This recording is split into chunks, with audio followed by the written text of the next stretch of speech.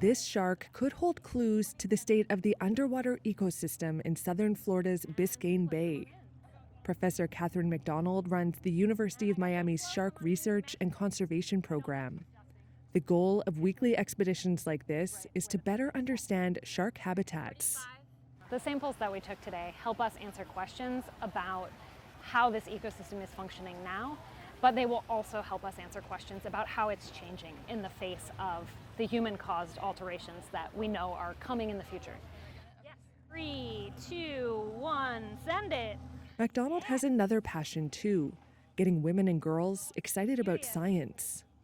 McDonald's newest intern, undergraduate student Haley Acker, says it hasn't always been smooth sailing trying to pursue her love of sharks.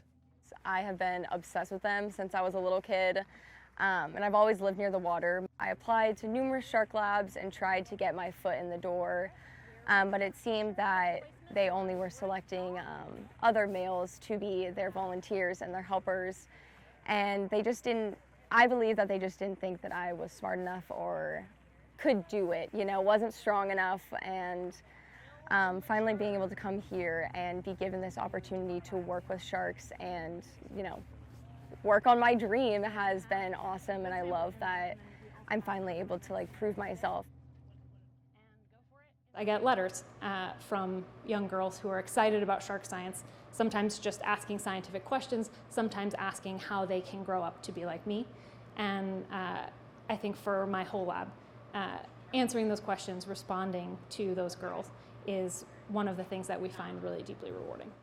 McDonald hopes some of those letter writers might eventually land in a lab like hers. We run trips that are intentionally geared towards middle school girls, which studies show is an age at which many girls sort of start to think that maybe science isn't for them. And the chance to watch them connect with my undergraduate interns and my graduate students is really meaningful. When they ask me how I don't lose hope, because conservation is sometimes a happy experience, but often a sad and challenging one, where would I get the nerve to give up if they're not?